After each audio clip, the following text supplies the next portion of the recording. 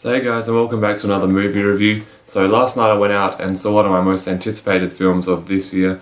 I was really looking forward to this film, and if you haven't guessed it by now, it's The Hobbit, The Desolation of Smaug, Part 2 in Peter Jackson's The New Hobbit trilogy. I went and saw it with my brother and two friends, and we really enjoyed this movie. I can tell you straight up that this movie is definitely an improvement on the first film. I absolutely love the first film, but this film definitely just took everything to a new level. So the movie pretty much straight up continues from where the first film left off. So the Bilbo the Hobbit, Gandalf the Wizard, and Thorin and all the dwarves are still on their journey to the Lonely Mountain to reclaim Thorin's homeland, like the dwarves' homeland, back from the dragon Smaug. So in this part of the journey we start off at Mirkwood Forest, and Mirkwood Forest is a really creepy dark place with spiders and bugs and everything's just really big, so it's a really creepy place. It makes for some really cool scenes in the film. And then you've got the elf realm as well, so that's where we meet Legolas from the Lord of the Rings trilogy.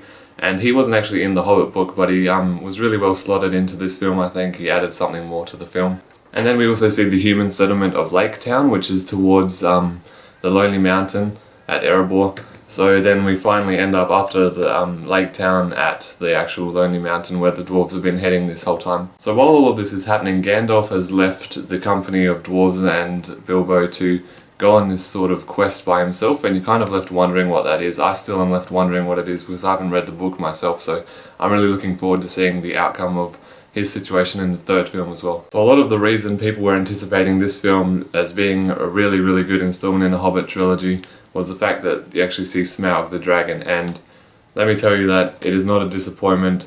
His look and CGI and effects on the dragon look absolutely fantastic. You haven't seen anything in the trailers, it doesn't give anything away, because when you see him in the actual movie he looks fantastic.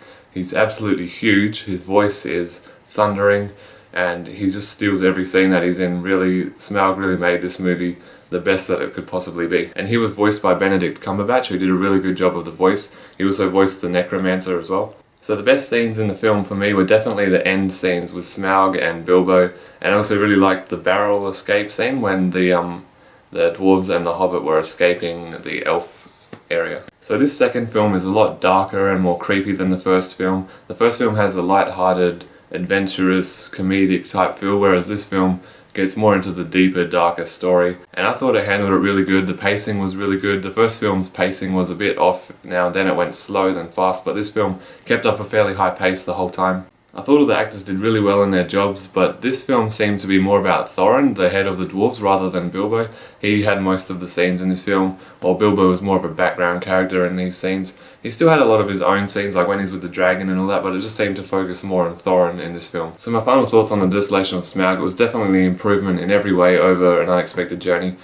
I still love the first film, but this film just topped it in every way pretty much. The CGI looks so much better, and the fact that they're actually doing prosthetics on the orcs now rather than just animating them, it definitely adds a lot more realism to the characters. And I got the same feeling when I left this film as I did when I left the first film last year, just the feeling of not being able to wait to see what happens next.